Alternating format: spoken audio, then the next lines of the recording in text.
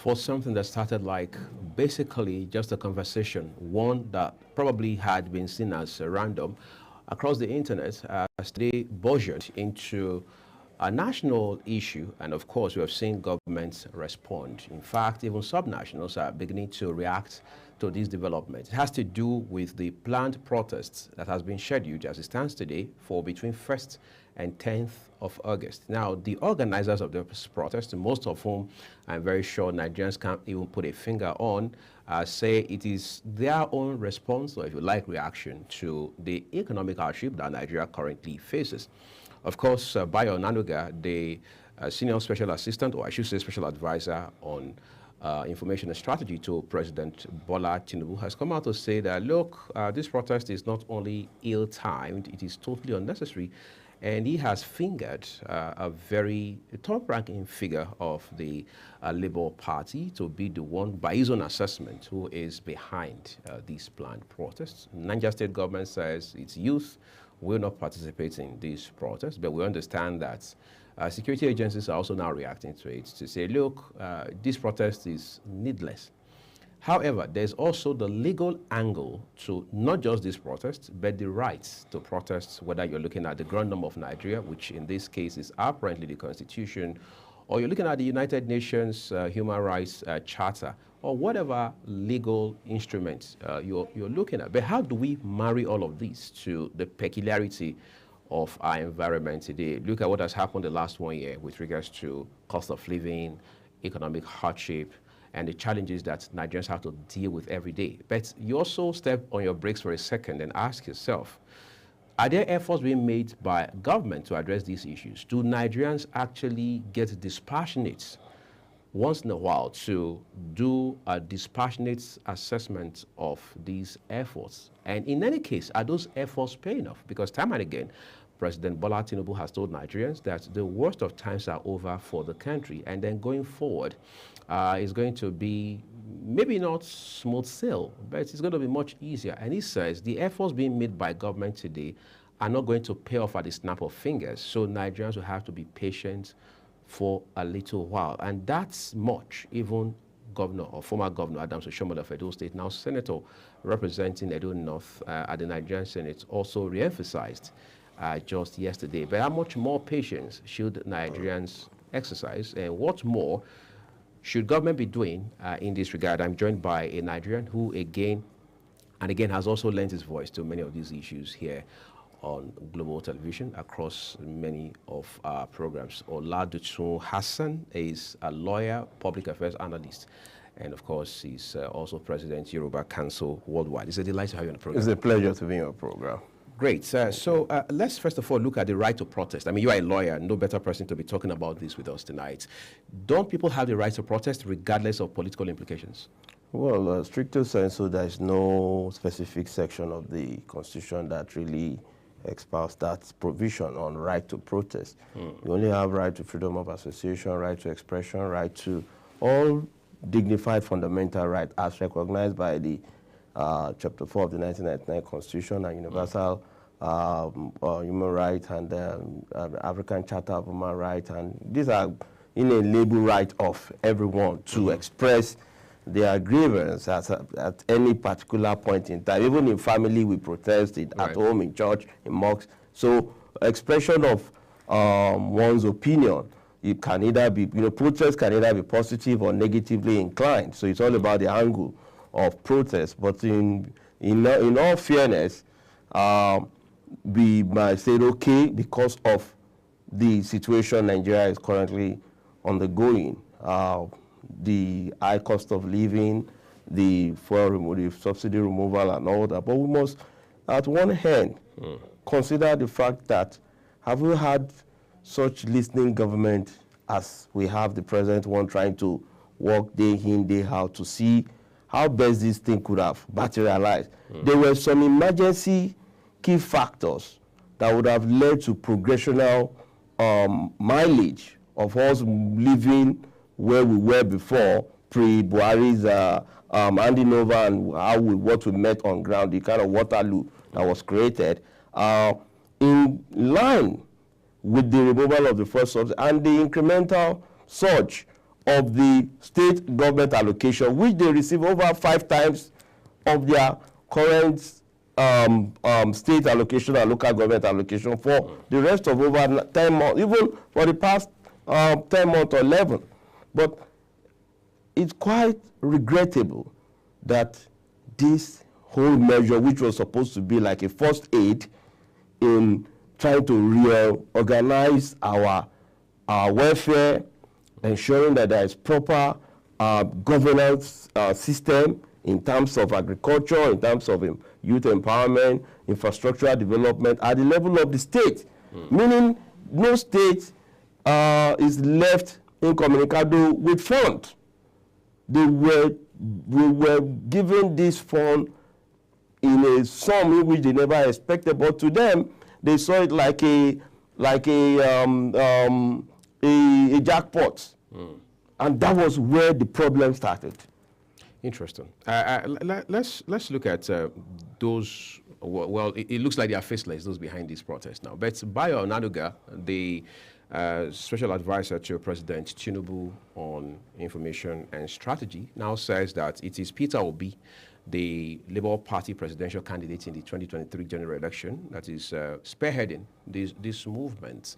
Isn't that far-reaching? You know, the protest to me has a nucleus of so many intrigues attached to it. And it's very clear that Mr. Bayo Onanuga don't need to mince words. I believe they should work on intelligence. The Department of State Services should be able to tell who and who are. You think that statement is credible? The statement is credible, but it's not fully credible.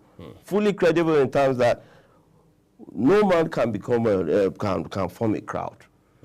Peter Obi, we have seen the intrigues of what led us to where we are from the inception of this administration. You know, this protest started with a Northern Youth Coalition movement declaring that they want to run a protest. But we know where these strings are coming from.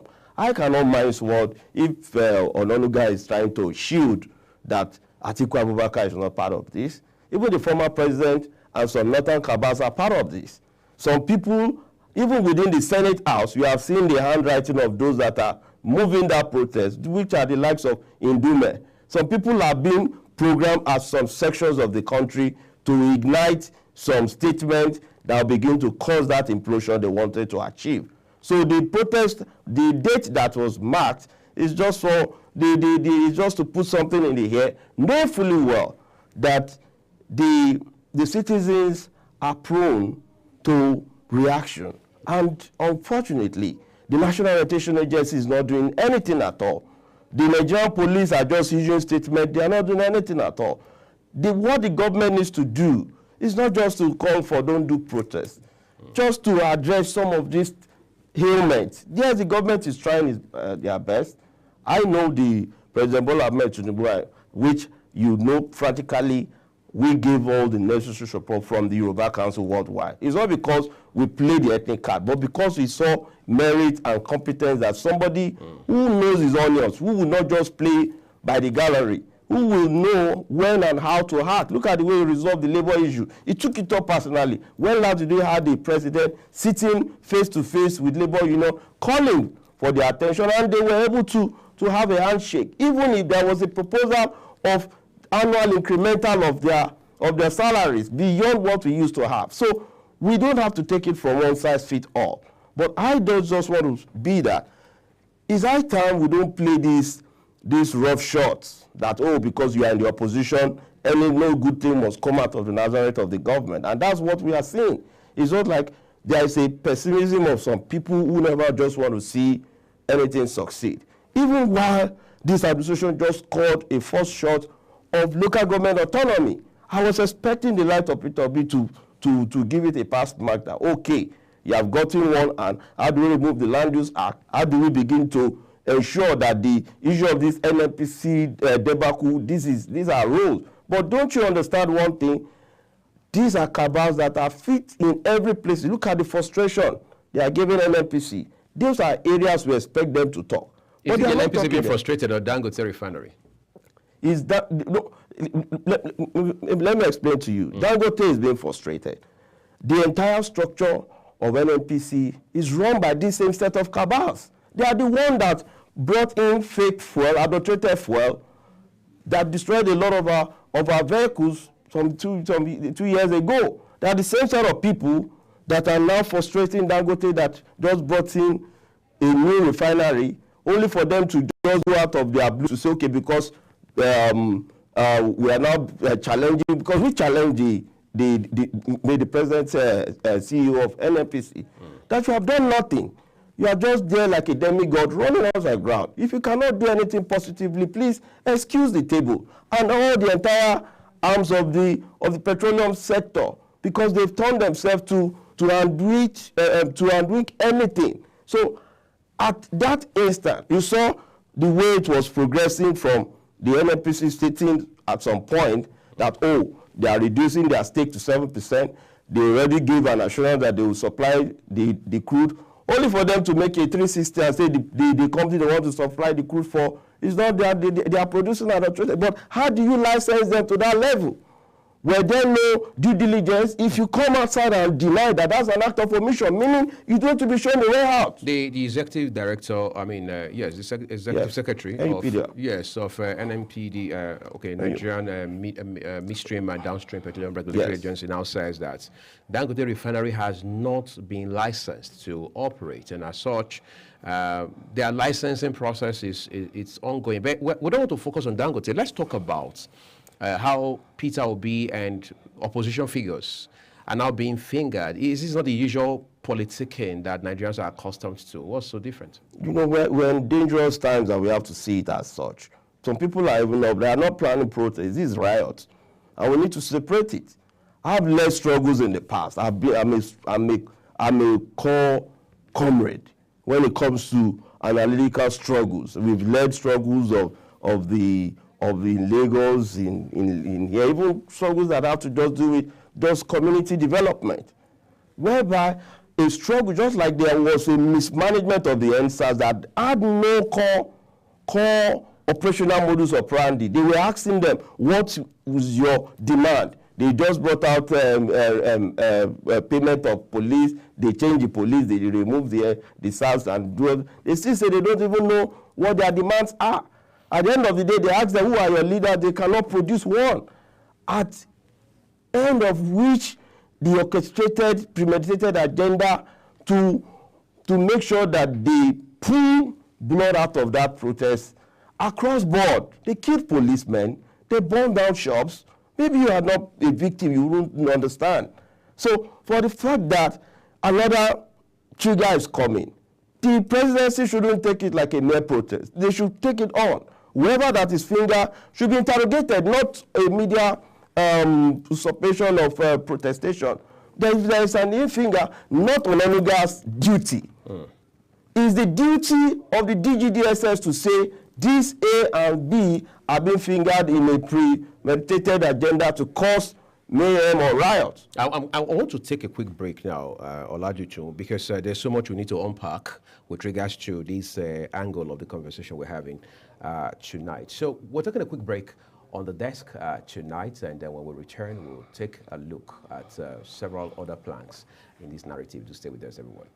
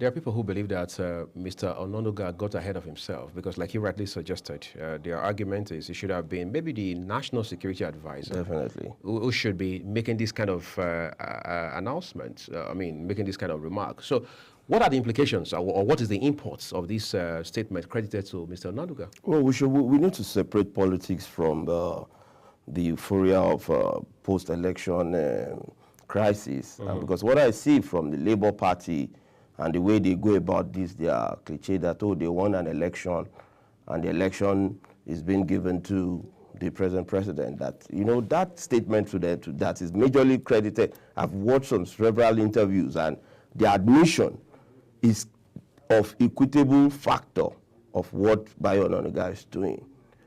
Bayo Ononuga might have been saying, a spokesman of government, yes, definitely you need to condemn some certain things.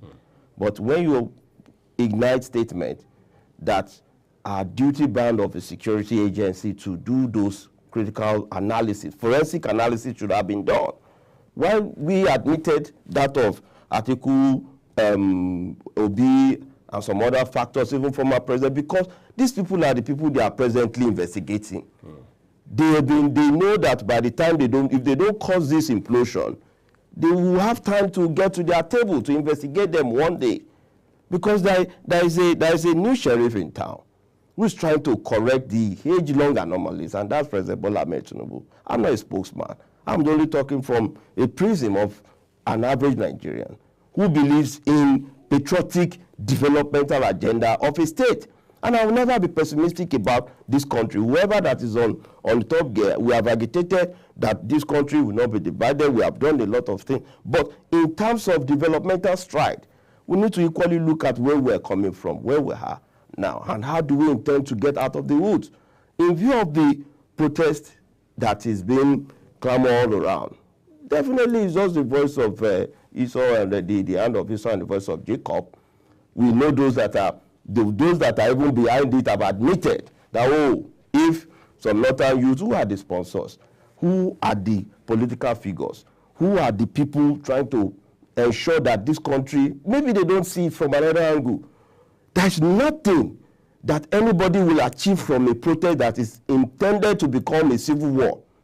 Maybe you have not seen the handwriting at all. Are you afraid something worse than the end? Something worse is even more in the kitty. These people are more prepared to cause fundamental mayhem. It's more that the Nigerian army should be awakened. The Nigerian Navy, every security arm should see it as an issue. We are not saying protestation, we should now stop challenging the government. You've seen me several times. I've come on live program to challenge the policies of government when they brought in the cyber security maybe bill on our bank. I fought it. We are part of people that say, no, it's wrong. When government is tilting off the radar, we need to bring them back to navigation so that we don't just all nosedive. If the country nosedive today, is it Peter Obi, who do not even have any good record to show while he was the governor of Anambra State, rather than the euphoria of causing this monumental backlash? It's not about causing a brigandage of mob action. Mob cannot run a state. Even if there's going to be protest, let us know and synergize to where is our problem. Who and who do we really need to act? If it's the governors that collected money and knows the environment among those that are part of within their various states have not campaigned to begin to checkmate those demands from them. Is it the fact that there are no local government declaration by the Supreme Court? How do we now correct the age-long anomalies of getting grassroots governance? But people just believe that by the time they get to Oshodi Bridge, by the time they get to the Freedom Park in Abuja, and they feel and mobilize day and night, then begin to now move into town. Once they move into town, my brother, it's no longer going to be protest. We understand how it's being run. They are really intense. What if you go into that protest, now that we have suicide bombers all around and something magnitude of that nature occur? Who do we blame? So can the Nigerians not think, and the youth who name themselves Gen Z, they need to think maturely. They don't have to run as if it's just like a chessboard. Governance is not like that. We need to have query. Mr. President, if you are not really getting it right, reshuffle some people who are not even functioning at all. Don't wait for the people to begin to lay the entire blame on you. That's why we say, if NNPC is your major problem and your major impediment, remove all of them and you are the person in charge. If the house is burned, you are vicariously liable under the law. You are vicariously liable for any department from federal to the lowest of the government, which is local government and ward. If anything is wrong, we hold you responsible. But because we don't want you to fail, what I'm doing here right now is protest to make sure that Mr. President see the good of whatever he's doing to improve. Checkmate who and who is not performing. Take charge of how to solve the problem. How is going to solve the problem? The Constitution. It shouldn't haphazardly be bringing in some sections of the confab report and be implementing it one after the other. We need state police. I need to ask you We need a lot of things to work. With all this, I'd like to say they are still in the realm of speculation of how that Bayo Onanuga will not come out to make such a statement if there hadn't been some largely credible piece of intel or something. If we had that sort of intel, why isn't the government moving so fast already to avert what we had seen with NSAS almost 4 years ago? You know, I've just admitted here that what Bayo Onanuga has just done is just the half-truth. The full-blown truth is the fact that beyond Peter Obi, you should just unpick Peter Obi as the scapegoat. So there's a larger crowd. There's a larger crowd. Why are they not mentioning the larger crowd? Who are the traditionalists? Who are the pastors? We have a network of people wanting to believe that because they did not have the 2023 election, and they must bring back protests in order to achieve 2027. By the time they cause implosion, by this time, maybe it lasts for like 7 months before we begin to do repair and reconstruction of bridges that are destroyed or places that might, because all of us that are talking, you might not know which building will be next. You saw how the forensic center in Lagos was destroyed. Some people took advantage. Is that what Peter Obi is patriotic about? If you want to really address an issue, you don't come on the face of street to address it. You bring that policy, you set up a kitchen cabinet to midwife and monitor the government. Those that will be monitoring the Ministry of Finance should stay put and monitor what is coming in, like budget and all this organization should rally around. How is Finance Ministry spending our money? Money coming from state, we need to audit the state governor for the fact that they have immunity. They don't have immunity of sovereign right of the citizens. The citizens have a better immunity than the president and governor. So, but because we failed to have a duty cause of patriotism, all of us are tilting towards political interest, what benefits me, even amongst Mr. President's in-house cabinet. I don't see how much they are even salvaging this problem. Let's create a bit of a curve to this, Oladocho. There was uprising starting from 2011 in North Africa, for example. If some of those uprisings, God forbid a million times, had happened anywhere closer to home, let's say in Nigeria, I think politicians still would have said it was the opposition. Don't you also think that Nigerians have suffered enough to be pushed, so hard to the wall, that they want to react by putting up a protest? They tend to be a peaceful demonstration for the most part. Why does it always have to be the opposition party or the opposition figures that are responsible? That's on the one hand. On the other hand, you are also saying, from what I understand now, giving your narrative the whole time, that this is obviously more political than anything else. Can we not have protest that is devoid of politics? We definitely can have a protest devoid of that. Mm-hmm. But when protests are now trying to become a carnage of worms, of war, of woes, of tribulations and travails, that, people just want to take advantage and people just want to mess the system up. You need to, that's why I'm pulling two triggers in your studio here. The trigger is for Mr. President to do the right thing. Where we are falling short, he should take bold steps. He's more a comrade than a sit-down civilian president that will just be picking issues. He knows how they fought the military. If that vigor, that energy is not put on the right pedestal to fight corruption, to take the bull by the horn, we can no longer be buying fuel at 600, 700 per liter. If we are paying that high, Meaning each and every one of us is paying more to this first subsidy removal. At the end of the day, are we getting benefit for this removal? The benefit that ought to have come have been sabotaged by the same set of our politicians at the Senate, at the governor level, at the local government level. Even the same local government, all of them get huge amount of money. But because we don't have patriotic and oriented citizens at the helms of affairs, we elect people with lack of goals. Because when they see money, they see it like a oil boom. They don't see patriotism as part of their duty to rescue education, agriculture. Why should we be importing food? Can't we just have local government having a farm project? A local government should not even wait for the state to do projects. That's why for me, I'm one of the advocates that if we must get it right, let us begin to do some forensic surgery of our base as a federal state. Remove the Land Use Act from the Constitution, because that is one of the impediments of development at the grassroots. Because all these things are attached to one another. We are still living in the euphoria of military era. Let Mr. President tell us that are we still going to use this Constitution? If he's bringing this idea of state police on ground, is he prepared for it? You don't need to hide. We don't need to wait. There's no time to develop a state. It's just a decision. But if we are playing this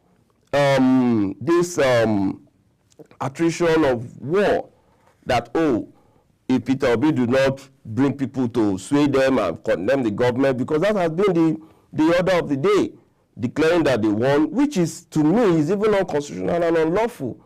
For you to have gone through the Supreme Court, to have gone that level, are you saying we don't have a system?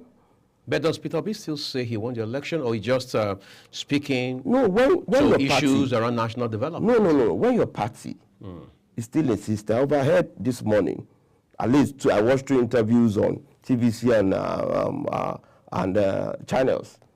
Their conclusion is still that they are still living in that euphoria of they won an election. We are not saying you don't have 6 million votes. We all had our choices. Everybody were freely to make. It was so tense that election was reduced to a mere ethnic, factional election. We never had it as such before. And if a president is trying to now harmonize that home that we're about to break, do you think if this country breaks off to pieces, who will come and govern Lagos? Nobody will be allowed to come into Lagos, or maybe another person will go to Kano and say he's part of the people to lead his own people from here and run out. And that's anarchy. So we should be very mindful. That's what I'm trying to tell every one of them that come, including Bayo Onanuga. If there are statements that needs to be made, they have to look at the circumstances. It's not the duty of Bayo Onanuga should be how the governors are going to account for the money they collect for the past 10 months. They should be talking about infighting. Let's see the tug of war for the benefit of the people. We know that the protest is coming, but in terms of what you have done, maybe because of the system is not yet allowing every one of us to feel, definitely we are not feeling much as we ought to. But in terms of proactive measures in trying to solve problems, the laborers are getting some solution. To me, I've always agitated that for a country to survive, for a worker to survive in this country, you need not less than $1,000 at the current rate. So that means that you need over 1.5 million naira to really survive yourself on a monthly scale. To live a decent life. To live a decent life. And we have the capacity to achieve that. So what's holding us? Production.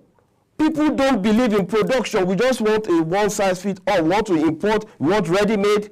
And we are not yet, you and I are not trained to persevere and wait for things to mature. Just the planning of the government now. We are never ready to wait to germinate solution and seed.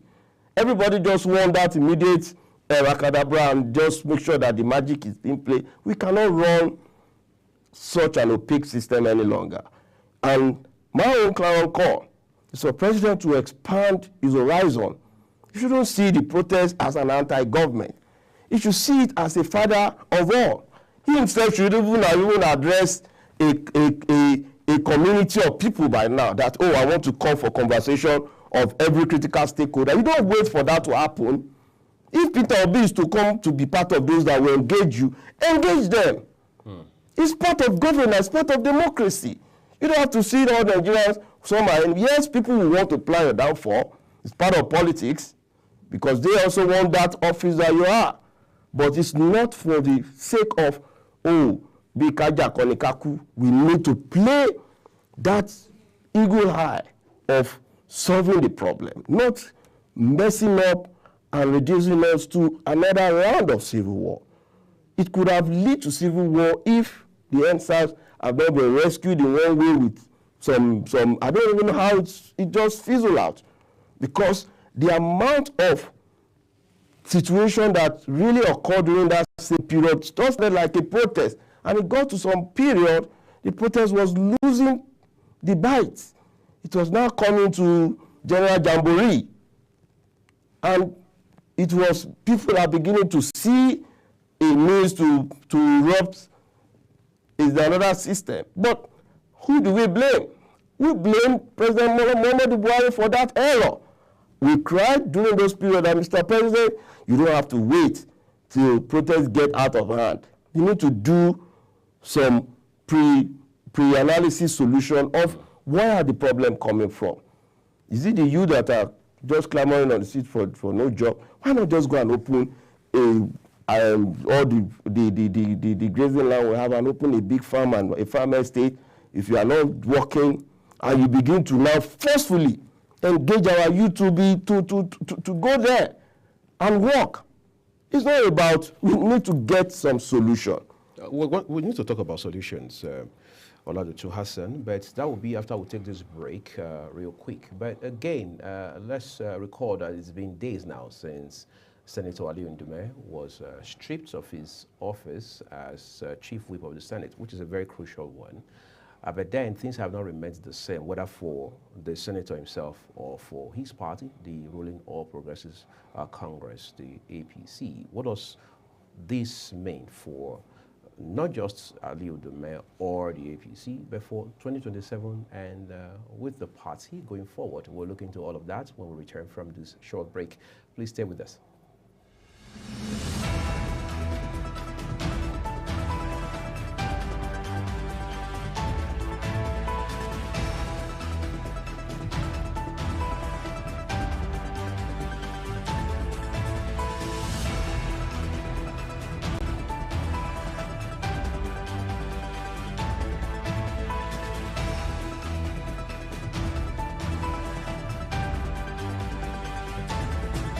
Is the desk on Global Television. Nigeria. Come join Anthony Momodu on television's most compelling and facts-finding talk live show. We are the Palestinians. We are the Canaan because that this country gets it right. It's the Dex on Global Television, where we analyze and dissect storming issues and commentaries in the world's biggest black nation, Nigeria. Who is being held accountable for this money? The eyes have it. We stay and decide policies and reforms on the Dex. Tune in Mondays to Fridays, 5 p.m. to 6 p.m. on Global Television. Let's stay on the Dex. Get ready for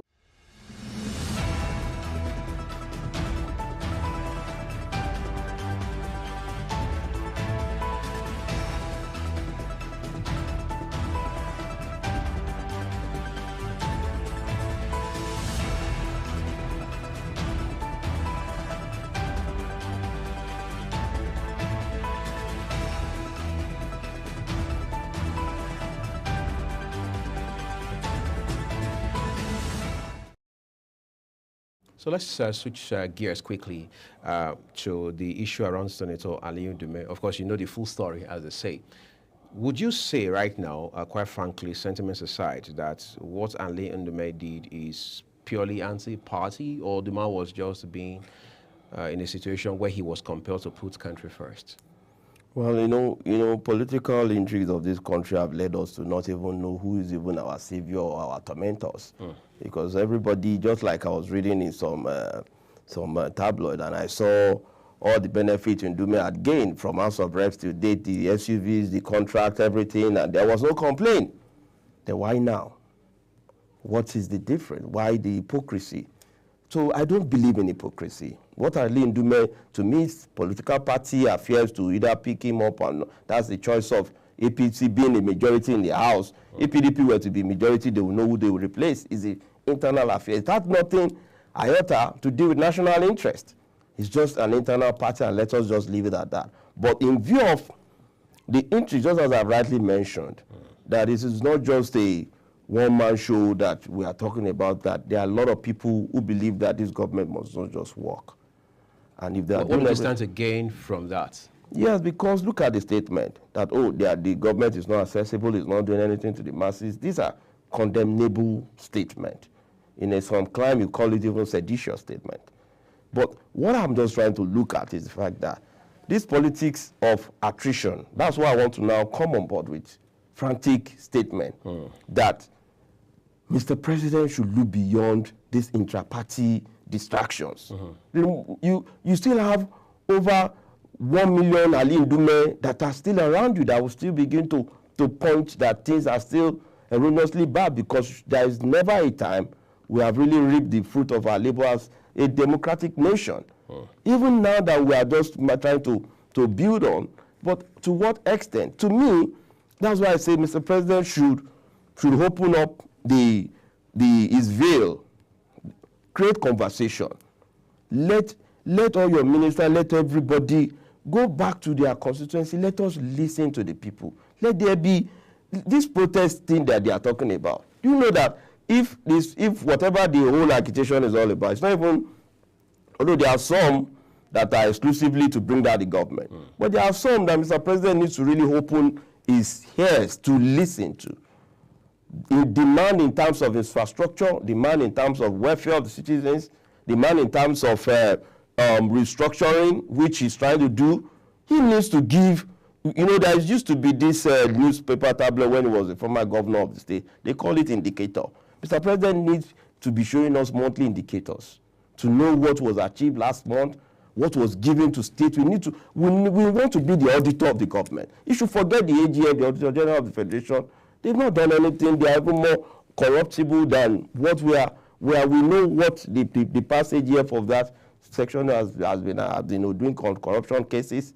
So if President really wants to solve this issue, he needs to open up the conversation. Let the Igbos talk. Let the Yorubas talk. Let the Hausa Fulani talk. Let everybody begin to, let us raise and collate opinion. Maybe that would have even solved our age-long hatred of our ethnic bingandage that we are breeding amongst ourselves. You and I might not be true friends because some people have just yoked on our brains to really tickle us that, a Yoruba man must not sit with an Igbo man. An Igbo man should hate the Hausa Fulani. Hausa Fulani is born to rule. This ideology cannot solve any problem. What is going to solve the problem is for all of us to forensically take responsibility. Let governors, let all of us take responsibility. Governors should not be telling, my youth in my state are not protest. What about the hunger? Will the hunger go? How are they going to solve that hunger problem? When we are aware that food are being moved to Niger Republic, food are being moved, who are the people that are sabotaging this system? Because we just wake up overnight and we find out that the farmers in Benue are being attacked every day. We are now beginning to have that reincarnation of that whole banditry of terrorism. Who are these people that just believe that everything about this country must be placed on negative? No. Our green, white grain is still the best. But how do we don't have to soil that white in the middle with blood, with sorrows, with pains. So in terms of what Mr. President is doing, yes, he's trying to make sure that things go the right way. But this period, that protest is now marked for August. I expect the Ministry of Information should have brought a timetable of conversation in every local government. Go to your local government, go and put your issues there. Let the conversation start from there. It's a government people thing. That's democracy. It's not a one-sided thing. Those are the government. Do they think there are different species of the people at this side? No. We have a responsibility to grow Nigeria. And if we have that responsibility, we need to come up with solutions. We have lawyers. Let Mr. President engage the NBA. Go and come up with legal solutions on how to solve Nigeria's problem. I want the surveyors and come up with a building plan of how can we have mass housing for all project. It's possible. It's all about mental capacity and willingness to do it. So I will not be pessimistic that Mr. President should just take the rest number of his period to lays on 2027, because if the country is not at peace, if we meet war as a result of what is coming up, and those that are breathing, it should be cautious. They need to really call themselves to order, because they were thinking, oh, that protest must stand and we must bring down the... No, but that protest this time around, you will see people coming as anti against those that will be coming for protest, because some people that are coming for protest, just that we had the answer, went and destroyed the infrastructure of the Lagos State, in Port Harcourt, across the country, on ethnic hatred. If such repeats itself, let me tell you, my brother, people will react negatively and dangerously against such movements. And that is why I'm trying to call either Peter Obi, Atiku, Buhari, whoever that are believing that once we have a problem, it will be an easy ride to power. It's no longer business as usual. I would like to say a big thank you to you, Oladotun Hassan, lawyer, public affairs analyst, and President Yoruba Council Worldwide, for coming to share with us. It's a pleasure. On the program. That's a full dose on the program, everyone. Thank you for spending a part of your evening with us here on the desk. I'm Uyag Mofwegbe in for Anthony Momodu. I'll see you again at the same time tomorrow. Do have a great evening ahead of you.